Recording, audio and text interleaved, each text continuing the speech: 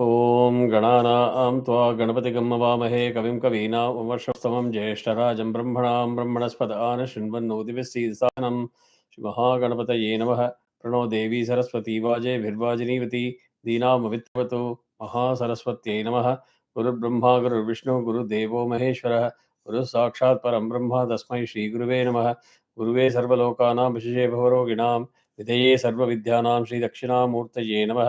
अस्मिन् गुरुचरणारविन्दाभ्यां नमः। देवीं वाचमजनयन्त देवाः तां विश्वरूपा पशवो वदन्ति सा नो मन्दिरेषु मूर्जन्दुहाना धेनुर्वागस्मानुपतिष्ठदयितु व्यासं वसिष्ठनप्तारं शक्ते पौत्रमकल्मषं पराशरात्मजं वन्दे शुकदातं तपोनिधिं व्यासाय विष्णुरूपाय व्यासरूपाय विष्णवे नमो वै ब्रह्मनिधये वासिष्ठाय नमो नमः। श्रीगुरुभ्यो नमः। शिवशक्तिसमारम्भां भास्कराचार्यमध्यमाम् अस्मत्श्रीनाथपर्यन्तां वन्दे गुरुपरम्परां। श्रीललिता महात्रिपुरसुन्दरी समेत श्रीचन्द्रमौलीश्वराय नमः। श्रीकाञ्ची कामकोठी पीठादिजगद्गुरु श्रीशङ्कराचार्य श्रीचरणयोः प्रणामाः। श्रीगुरुभ्यो नमः. பூனா வரலையா?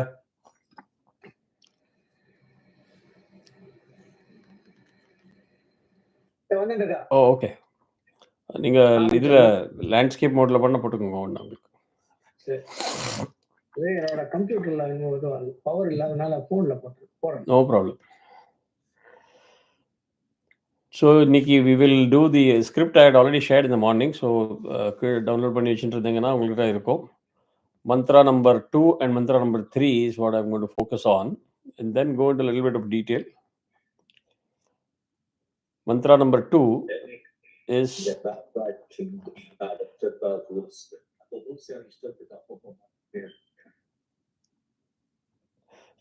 कामान्यः कामयते मन्यमानः स कामभिर्जायते तत्र तत्र. कामान्यः कामयते मन्यमानः स कामभिर्जायते तत्र तत्र. पर्याप्तकामस्य कृतात्मनस्तु इहैव सर्वे प्रविलीयन्ति कामाः. पर्याप्तकामस्य कृतात्मनस्तु इहैव सर्वे प्रविलीयन्ति कामाः.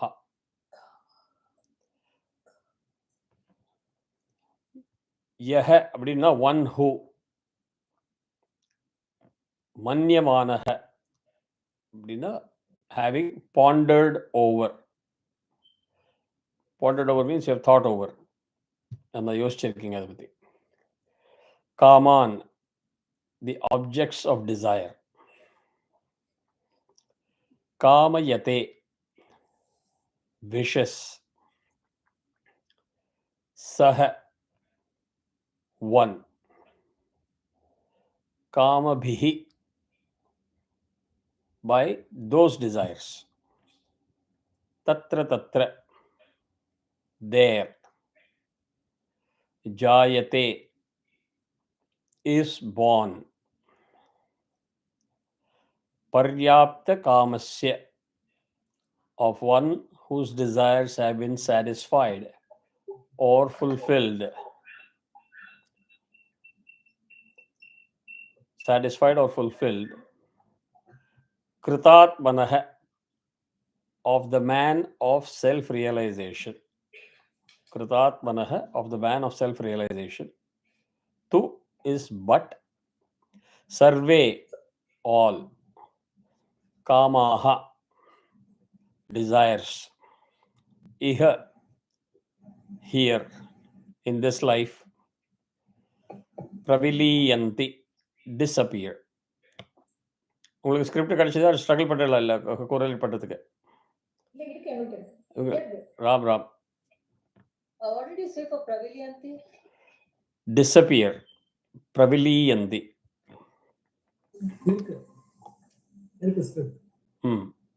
Okay. Namaskaram. So second Khanda mantra number 2 script I have already shared. Download it and you can open it. Okay. So if you summarize the overall meaning, what this says is, whatever desires one desires with eagerness of mind. That means you're very near and dear to it. By virtue of those desires, one is born in those places.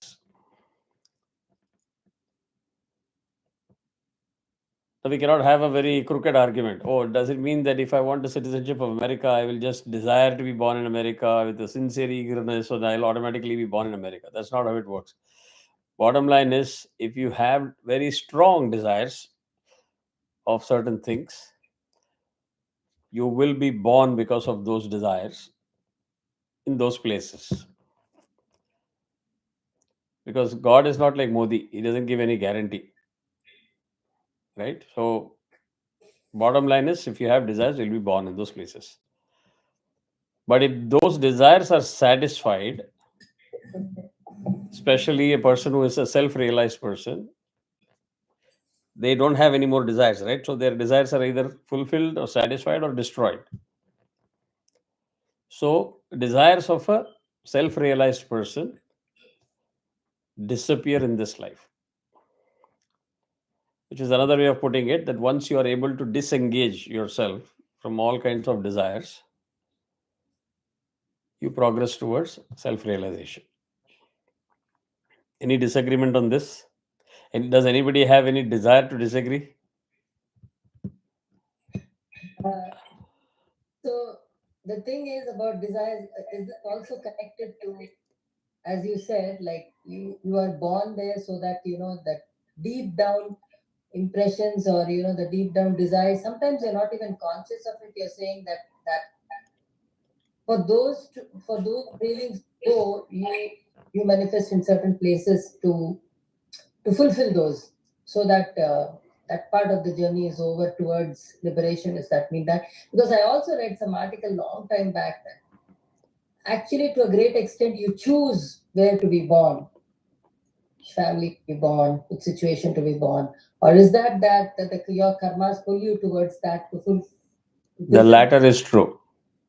Disburse. The latter is true. Okay.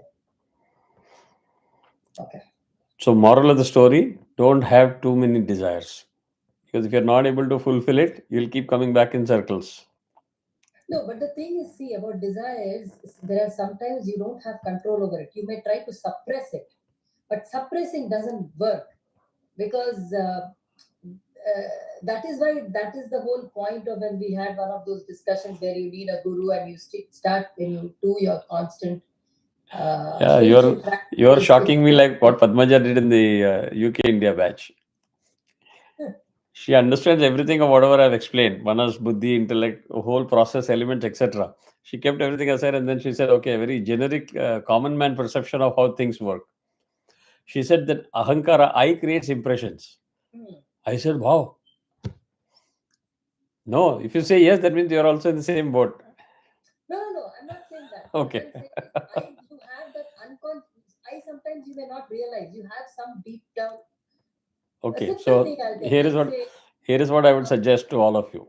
The whole purpose of Mundaka Upanishad, getting into this level of detail, is for you to say, okay, I've lived my life like this for all these years. Now I'm going to use this template to see everything in my life. Correct? For example, before we get into engineering, we don't know how this is assembled. This particular phone is assembled or this particular machine is assembled. But in engineering, they teach you everything, like how to do disassembly, what is the purpose, what is a screw, what is a nut, why there is a lock washer. Fundamentals are explained to you. After engineering 40 years, you just keep everything aside and you start hammering it, the chisel and this thing, hammer. You're doing disservice to the knowledge. So my suggestion is remove all your common sense knowledge, hearsay knowledge.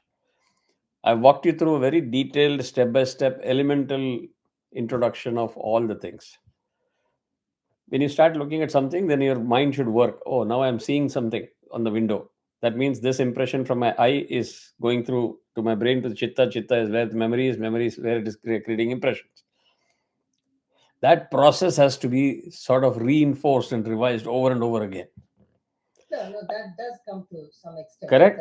No, not some extent. That is the way it works. Whatever else you have been thinking all these years, unlearn it. Okay. 5 senses source of inputs like camera, audio, video camera, audio, video source, it provides inputs. That's what creates impression. The buddhi or intellect is going to read all those impressions, convert it into a nice video file, a movie, right? It is at the end that I ahankara gets attached to it, which makes it your experience. So all of us are hearing and seeing the same thing, but each one can have a different experience. That happens only because of the I ego getting attached. I doesn't create impressions. I creates experiences. Are we clear? Impression is beyond your control. As long as you're in the Jagrat state, awakened state, that impression, photo clicking is continuously on. Yeah, that is what I meant actually. Ah. Experience is what is happening. There's a huge difference. Yeah, I got it. So I'm happy it's happening, but that is the purpose of this class. When you learn the elements in micro detail, try to apply that and change your outlook, change your way of thinking and understanding other topics. The reason is here,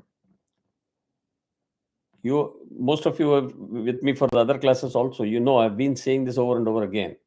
Why desire is bad? Because desire goads you to greed. Greed goads you to envy. Envy goads you into doing things that you would have otherwise not done.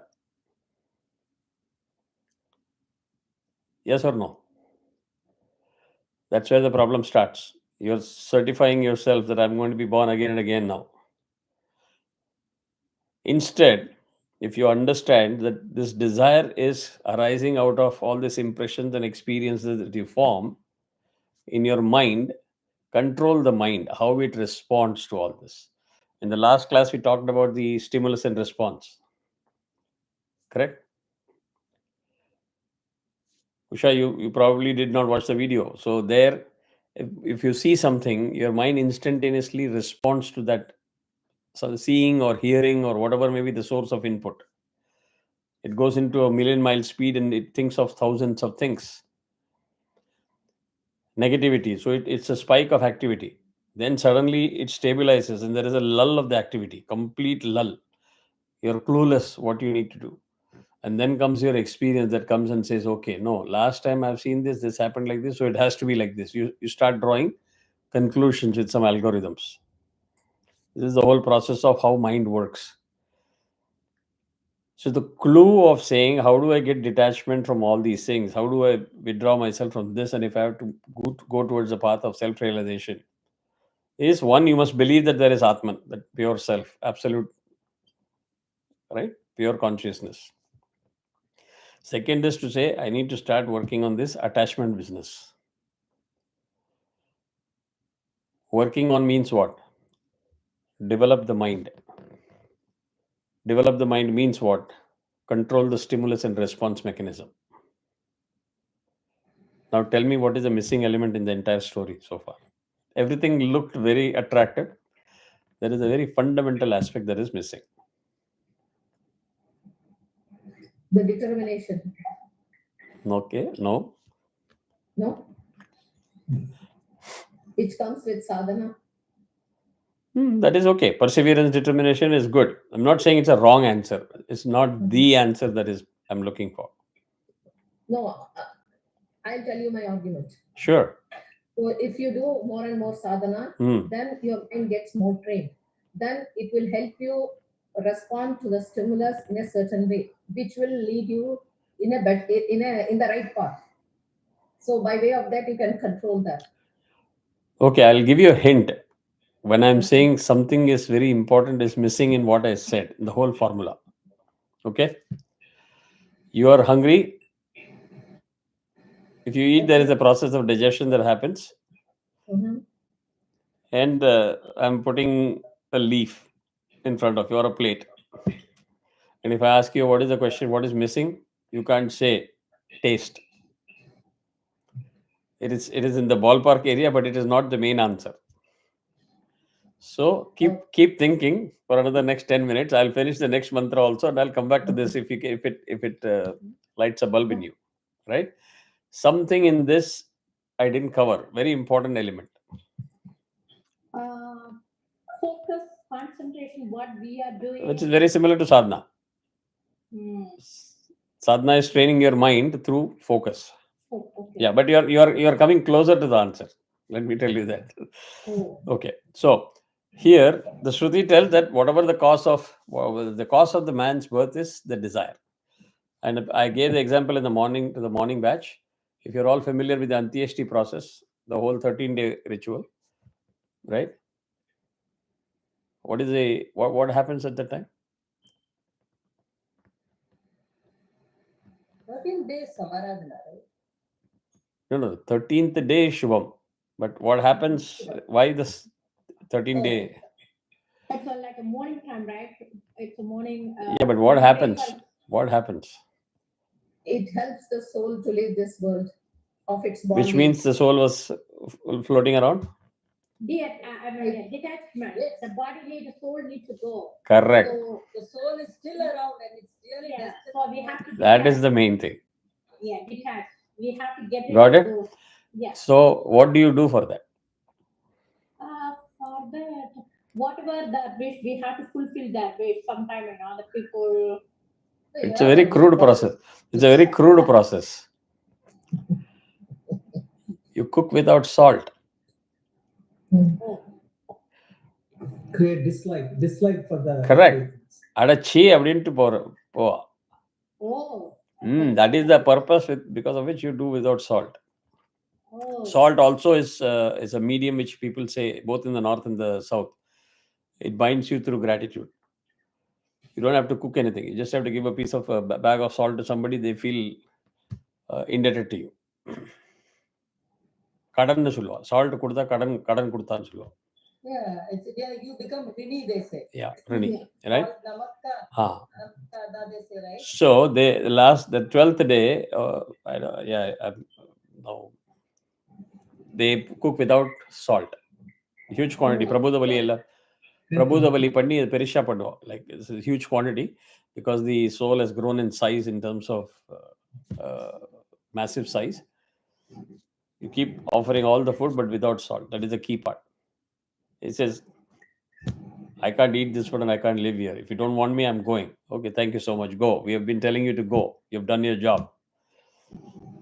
But that whole thing starts, as I told you, right? That when you say declare a person is dead, it's not because the prana is gone. You remember what I've taught? You shut down. Somebody who's got a speaker can probably put it on mute.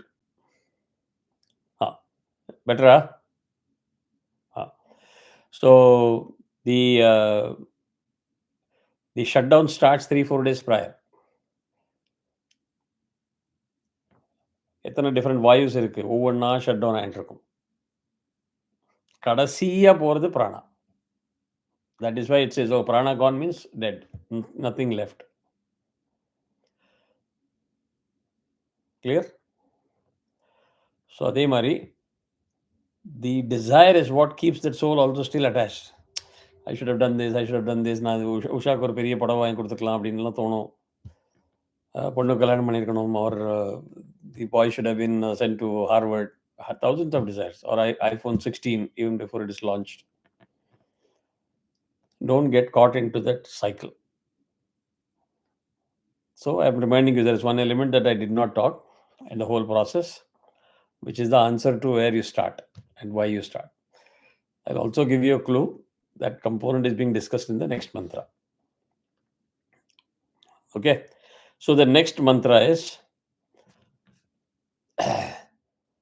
Nayam Atma Pravachanena Labhyo Na Medhaya Na Bahuna Shrutena. Nayam Atma Pravachanena Labhyo Na Medhaya Na Bahuna Shrutena Yame Vaisha Vrunute Tena Labhyas Tasyaisha Atma Vivrunute tanum swam.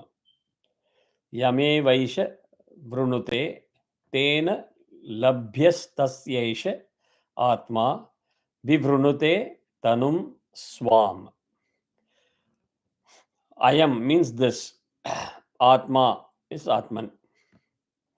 That is what is Ayam Atma. Pravachanena by the study of the Vedas. By the study of the Vedas. Na labhyaha bhavati cannot be attained. Na medhaya nor by intellect. Na bahuna nor much. Shrutena by hearing in quote the references to the sacred scriptures. Eshaha, this which is referring to the Atman. Yam, whom. Eva, alone.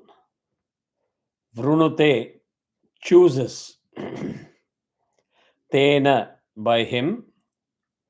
Labhyaha is attainable. Tasya, this. Eshaha, this.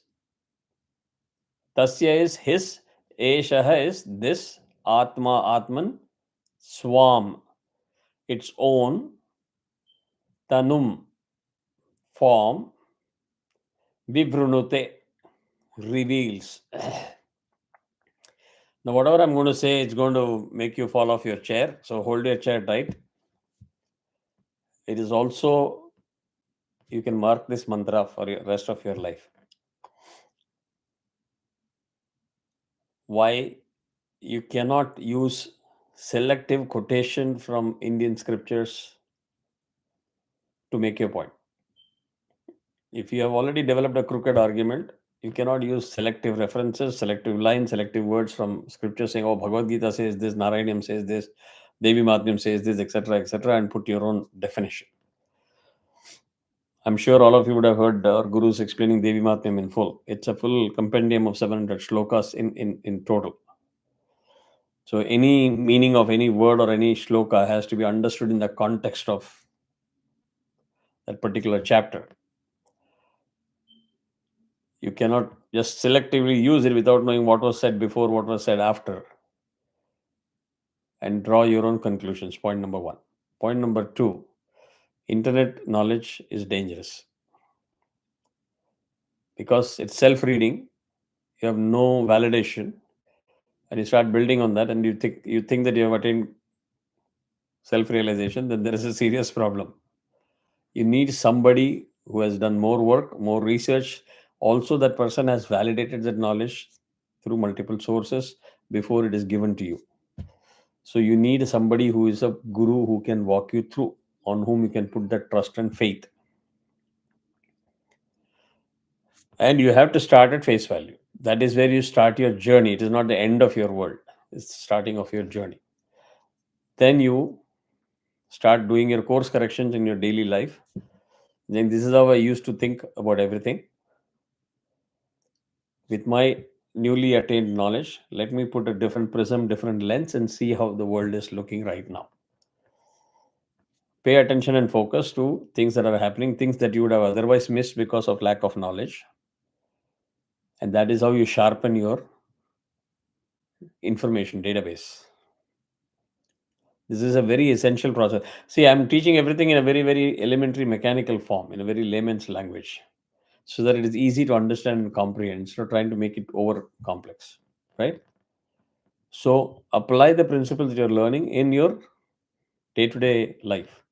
These things are not for bookish knowledge. You can say, oh yeah, I know all those terminologies and I can give you rapid fire answers. But if you cannot apply it in your life, this knowledge is of no use. So I've already given you the clue for the missing link many a times in the last 2 minutes. I don't know whether you're paying attention.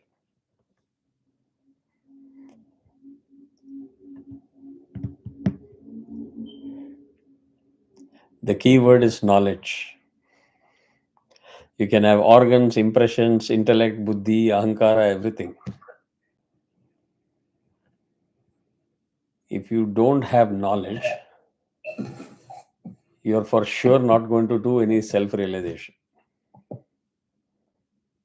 Okay?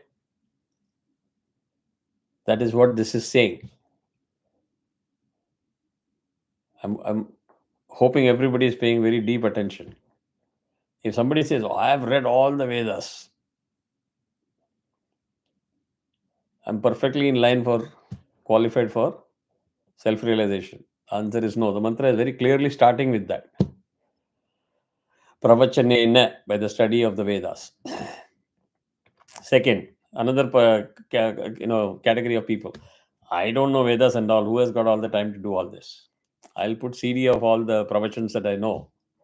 Sadguru, Baba Ramdev, Asaram Bapu, Amritanandamayi.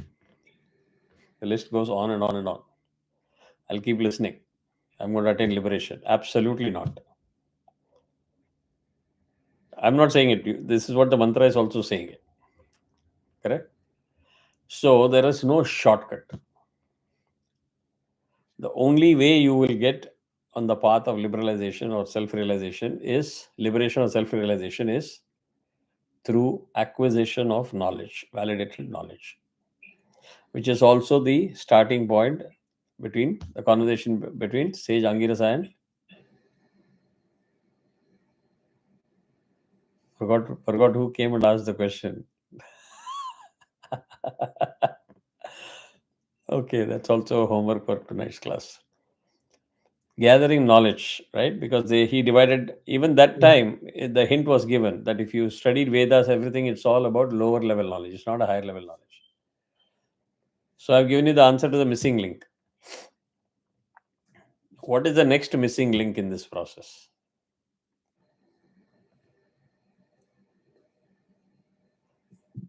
See, I'll give you the same hint that I gave in the morning class also. When you are into the process of learning or acquiring more knowledge, it should be treated like your closet. Periodic reorganization is very important. How to apply? Oh, first when you receive it, it will keep coming like at you. You will have to start organizing it the way you can comprehend or understand first. Like ladies, if you keep on buying saris and if you keep getting if you're gifted lots of saris, what happens to your closet? Overflowing, right? Slowly you will take over the man's side. The man's clothes will be out of the closet. Yes, sure. Then it will spill on the floor. Yes. But sometime then you say, I can't do this, right? You just get wild and angry. You say, okay, let me pull out the old ones. I'm not going to use it. I'm going to throw it, etc., etc. You create space for more frequent use. That is organization. Yes. You have to do that for knowledge also. See, now you'll never forget this tip because it is associated with something very near and dear to you. That is also a process of learning. Some people may think, why is he cracking jokes in a serious class? It's the easiest form of learning because anytime you miss what was told, that joke will remind you and bring you to the point that was made. Right? So the organization of knowledge is very, very important. And in the early part of the mantras, clearly it said knowledge of Vedas, rituals, etc. is also lower level knowledge. So then what is the higher level knowledge?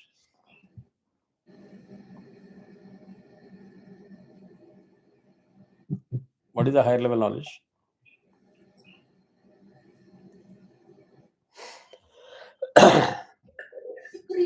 We need to get to a point where I don't know if I'm saying it correctly.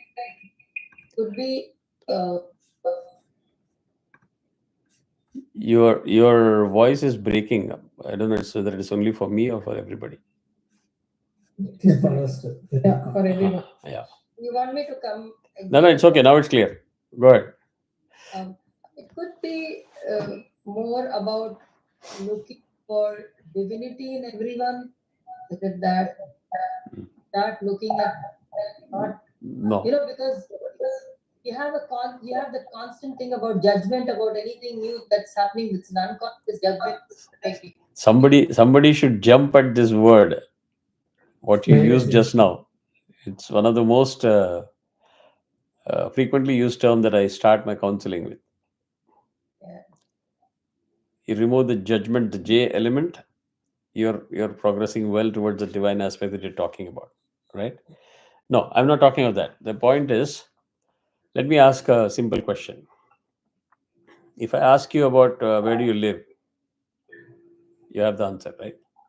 If I ask you what is the temperature, what's your degree, what have you done for your degree, right? Yes or no? Yeah. Then I can ask any question, including what happened in the neighbor's house 10 minutes ago. You'll have answer. No, some people may not accept it, but that involuntary knowledge is always there. It's happening. So when you are capable of building so much knowledge, now I want each one of you to put your hand on your heart and honestly, really honestly answer this question. How many of you know about yourself?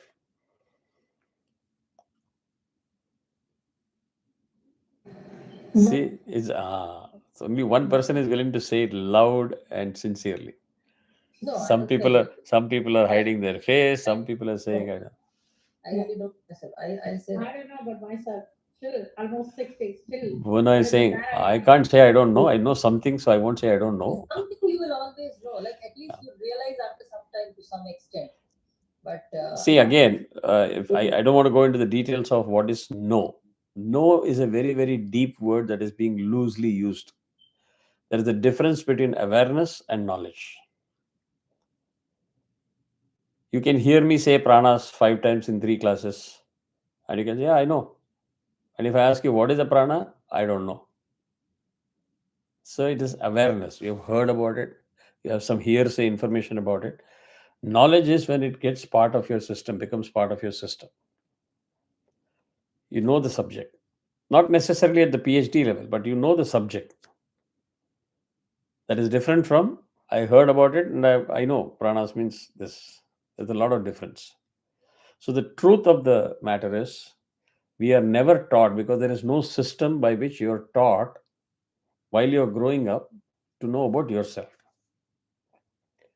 And the worst part is, you are taught all unnecessary things about the gross body. There is so much of over information and knowledge about the gross body. Nobody would have even told you that there is a subtle body and there's a causal body until you came to probably some spiritual classes and spiritual discourse. And that's the biggest setback of our system. And this is certainly the damage that the Western philosophy or schooling system has done in our core curriculum. In good old days, curriculum included all what I'm talking about as part of your knowledge or education. So, what should be your contribution to your kids and grandkids going forward? Start flipping the table. Say, here is the main area where you need to focus. Throw the gross body out. Enough of that knowledge, enough of that prism. It doesn't serve much good, except paying money to the gym and subscription to all that stuff and working out and trying to look fit and slim. Nothing else. The most powerful system is the subtle body. So we have talked every aspect of the subtle body. Yes or no? We talked about the sensory organs, we talked about the impressions, we talked about buddhi, ahankara, intellect, how this whole thing works, how it leads you to experiences, how that experiences result in an algorithm or a pattern which influences your response the next time. Correct? Some people take it to the extreme to say what I know is the ultimate. Additional knowledge stops. Then you talk of various pranas, the vital forces that keeps you alive. Then you talk of koshas. Yes, no? So that's where the main material is. And it is all in all of your body. So regardless of whether you're a male or a female, if you really go and just put this top layer out, you will see everybody in the same way. 7 chakras, 72 main nadis or 72,000 nadis, 5 pranas, 5 koshas, everything is the same. What differs from person to person is the balance, the energy balance in the constitution. That's it. And everything of what our system is, chanting this shloka, this mantra, this japa, vyasa, everything is targeting that layer. How to keep it clean and well balanced. If you don't even know there's a Ida Nadi and a Pingala Nadi, and each one controls how you behave during the day as a personality, you will be asked to take counseling. Spend hours and hours. That person will ask you questions, take information from you, reprocess it, and give it back to you. And everything will happen in 1 hour. Does it make any sense? So let me ask another question. Who should know about you the most? I got some interesting answers in the morning class. So I would like to see what is the answer that I get in the evening class.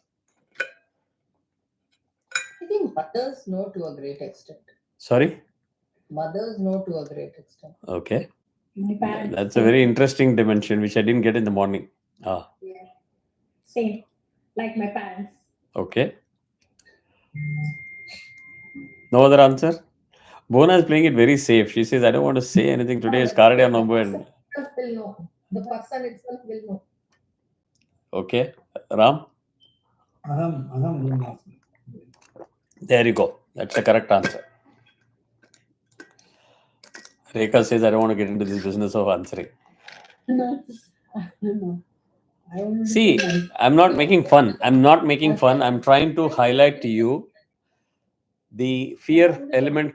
The fear element comes from lack of knowledge. And again, you see, all roads will lead to knowledge. Knowledge, mind, two very, very strong and important element in your life. If you know how to manage both, half the battle is won. There's only one person that can know about you, that is you. In today's world, if you tell parents know the most, absolutely you're living in some paradise. I don't want to name what the paradise is because it's a good class. Today's parents, not only today's parents, even previous generations' parents were clueless. They think they know. They don't know. They may know your... To some extent, I said to some extent mothers know.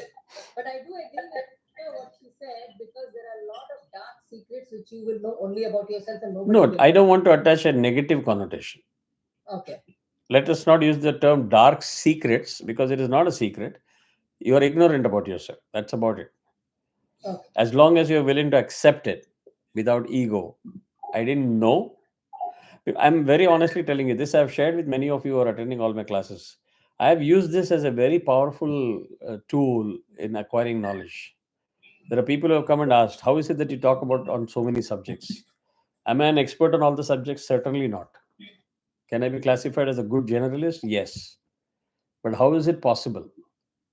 One is enormous amount of desire to acquire knowledge. That is one, very clear. The second is, you can make me stand in front of 10,000 people, ask a question. If I don't know, I will say I don't know. Instant response.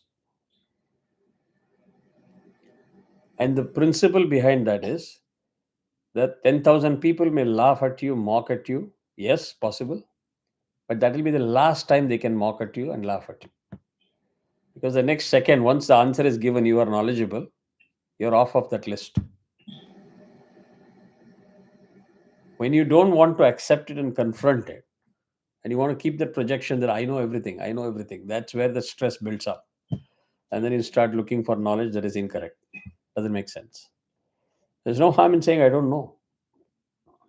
We are not expected to know everything. As long as you have the humility to say I don't know, that is your first step of learning. Yep. So please apply that principle going forward. So the biggest thing that you don't know about is yourself. And that is precisely what all of these upasana sadhana that you talk about is all about that. Stop looking at neighbors' events, neighbor's window. Don't even look at outside. Look within. Focus sadhana is all correct answer, but the key part is knowledge of yourself. And for that, you need to know what is the basic element. Then only you can understand the dynamics, right? Elements are the same for all of us. The impression process, etc., is the same. But the stimulus and response is different for each one of us, which is based on the most important part, which I will ask again as the next question. What is buddhi? It's knowledge. What Mm. we have to decide what is good, what have to bad. What is buddhi? Simple one word answer. Oh, one word answer. Knowledge. No, of course. Intellect. Huh?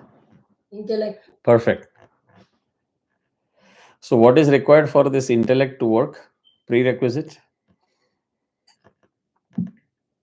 Intellect. Body, mind. Sorry? Mind. Body, mind.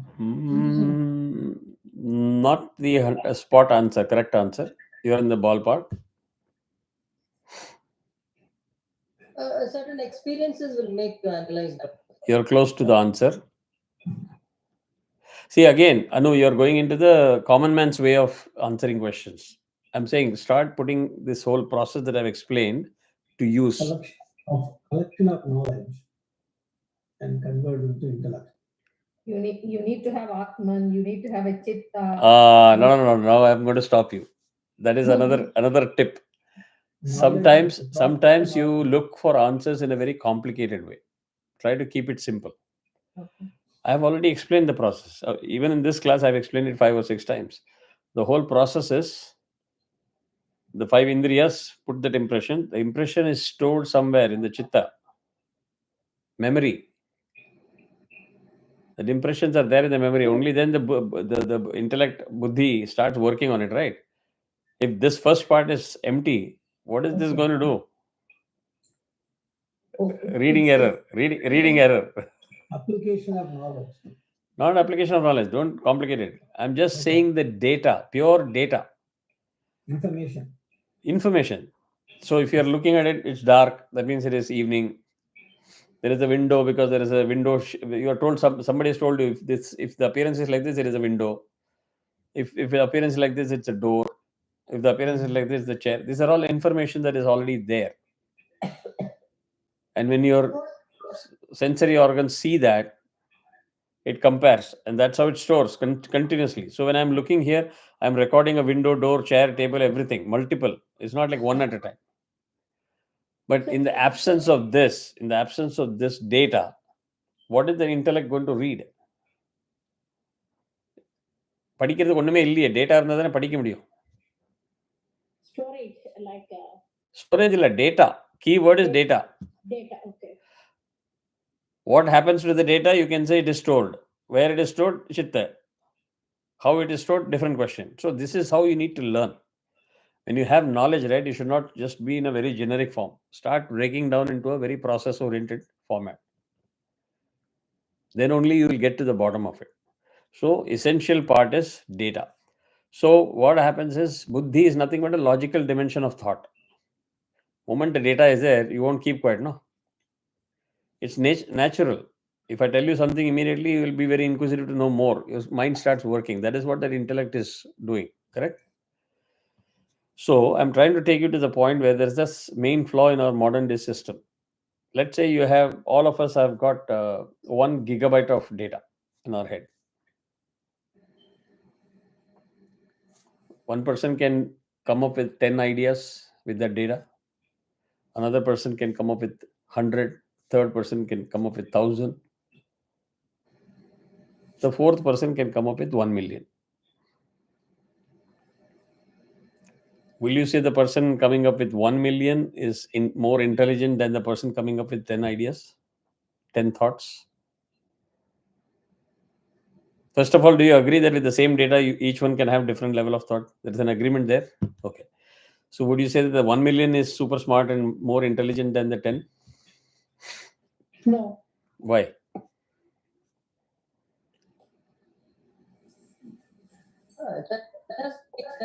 Everybody's way of thinking is different. Thought process is different. Yes, that is fine. It can be different. But you are coming up with only 10 thoughts.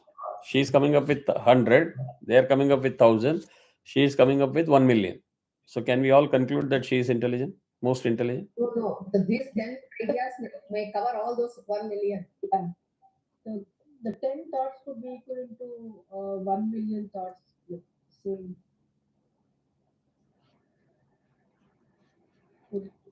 See how many things we don't know, right? But today's schooling system is designed on that principle.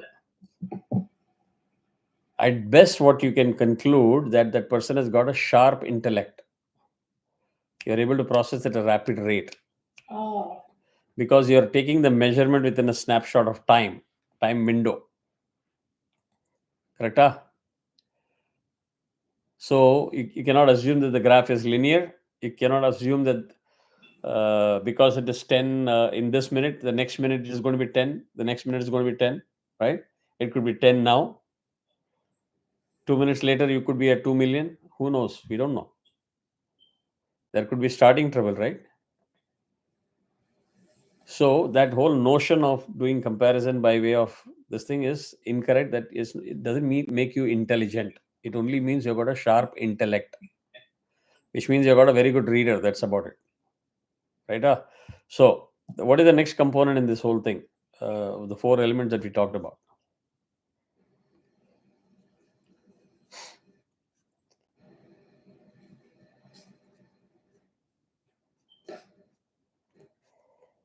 Let's go to ahankara. What is ahankara? angry. Ego. I heard one answer, ego. What else? It's angry. It's the I in. Okay. See, same class. All of you are listening to me for so many weeks. The answers are different. That's the beauty. The I element is ahankara. Okay. Anu is still thinking what should be the correct answer. It's like a ego. Fine. She said ego and I element, the pride. Okay. See how many different answers we are getting in. Now think of the answer that ahankara is your identity. Oh. In the literal language, it is ego. Ego doesn't mean pride only. Okay, there is something called ego and alter ego. The ego is identity. That is what is that I. I means there is an identity. Now put yourself to a little bit of more thought process. Why is that identity so important? The whole process is beautiful. We are all looking at the sunlight. We are all looking at the window, the door, the iPhone. Everything is the same. Yeah, maybe the speed of the reader is different. Somebody reads slow, somebody reads fast, etc. Okay, fair enough. Why that identity messes up everything?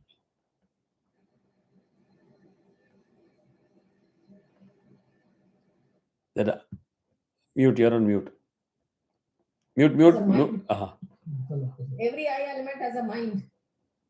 Mind. No, I element doesn't have a mind. I is a component of the mind. Okay, yes, that's true. Yes, I is a component. So don't go back to Yes, colloquial yes. language. Don't go back to colloquial language. Otherwise, you'll keep getting confused. Yes. Yes. Please I replay all my videos again and again. Improve my, views, number of views also, and take notes. The important aspect of that identity is, I'll give you a very current day political context that will keep you very clear about what we are talking about. Jai Shri Ram. How did you receive it? I just said Jai Shri Ram. How did you receive it? Rama. And I'm just chanting, I'm taking Lord's name, and I said Jai Shri Ram. That's about it. Yeah. Now somebody will say, this is a war cry. Why? It is that identity that messes up everything. I identify myself as a smart, secular, progressive, not that pattikadu. the same sentence can mean interpreted differently. So if you reverse that logic, everything that you say, my knowledge, my experience, everything is messed up that I with that I. All what you confidently claim is entirely dependent on that I, because that is what is finally putting that experience, correct? If you really go back to the process again, you keep going back to the process, it's also a revision. Impression, reader, movie, I makes it the experience. Many such experience, system will start drawing patterns and conclusions and will make it as a basis for stimulus and response the next time. This is a very simple mechanism. Correct? So don't underestimate that I. Don't let it roam around freely. Keep sharpening it, keep cleaning it, sanitizing it, and make sure that the I does its job properly. And that can happen again by associating it with the validated step-by-step process of acquiring information, validating it that 10 times. Is it really the night? It is not something eccentric. Geniuses keep doing it. They may have known it is dark. Obviously, it is night. Still, they will have a mechanism of saying, let me validate it. It is night. Let me make sure it is night. This habit is something very, very useful when you're in the business of acquiring knowledge, right? So ahankara, the sense of identity, is where it is important. Without all of these things, you will not know anything about you. And without knowing about you, you will not know God. Without knowing God, you will never be able to reach God, because that God is within you. So if you summarized whatever you learned today, okay, still there. I'll wrap up 5 minutes sooner so that you have enough time for your number. So go by the process. Anu, I am again suggesting to you also, after attending these classes, don't go back to your colloquial way of reading, understanding, or talking about a topic. Start applying this knowledge. It's very, very useful. And more and more you put an effort, it will remind you what you have forgotten, what you need to remember. And you take yourself through the process. Why is it easy for me to explain it? Because it is already registered in that same way. I look at it in a very mechanical way. As if there is a camera, I is a camera, this is a speaker or mic. I visualize that, right? And then this is the hard drive. And the hard drive is where it stores. Then there is a CD reader. I use this common language, right? Not a very complicated language. It's because it's easy to remember. So think of everything from that prism, from that perspective of the new knowledge that you have acquired. I will focus on the next 2 class in trying to put together all of these koshas, pranas, indriyas, etc. in sort of a diagrammatic way. So that will help you to say whatever you've been listening in the last few weeks will all come together. I'll try and see if I can share those diagrams well before the class so that you can at least take a look at it. As far as manas is concerned, there are 16 types of mind types. There are different people who have interpreted it differently, and I'm going to share both so you can pick up whichever interpretation suits you. But the idea is to know that there are 16 types of mind and how it works. That's where we're going to focus in the next 2 classes. So no matter what your commitments are, don't miss those 2 classes, which are very, very important. So if you're in a rush, you can sign off panikingo. Otherwise, if there are any questions, I'll be here to answer that in the next 5 minutes. Happy Karyam Namamu to all of you.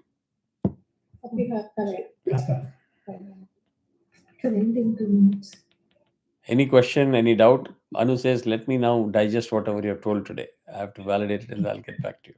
Yeah, I have a question. I'll think about it and ask you later. Correct. But anything that I explained was going overboard or conflicting with what you think you know? No, it kind of Sorry? set me thinking on those lines. Okay. If this is making you think, then the next 2 classes is going to make you literally think even more. Yes, Yeah. Kumarji, in class, we want to we want to apply for on daily basis, but it's hard to apply. So definitely will come right away. Answer அப்படி இல்லை. I'll again give you the tip. I'm not trying to beat a dead horse here. You have to simplify the process of learning, number one. You'll have to have certain discipline. You must realize there is so much of information dump that has happened, right? So unless you quickly take it and take some break from your routine and say, I'm going to organize it, because the way you will remember will be different from Ram, will be different from Anu, and each one will have their own way of remembering things. You have to organize that in the way that you can remember. If you forget, go watch the video, revise, take notes.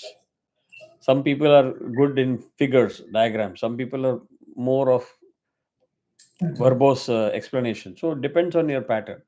But you have to organize that and have that bhayankar desire of applying that knowledge at every given opportunity.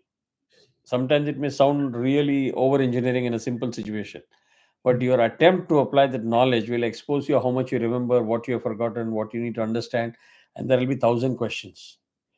One of the things that I have always excelled in my entire career, not in here, even I've been a most voracious trainer in my professional career also. Any training, I'll be the first one to go to. The reason is 90% of my class will be focused on what is not in the book.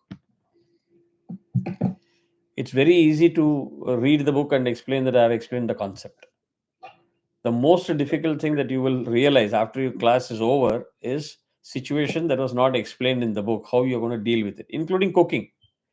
It's very easy for somebody to give you a recipe for a new item, right? But has anybody ever taught you how to salvage if something goes wrong? Never. But when you start cooking, you'll say, oh, this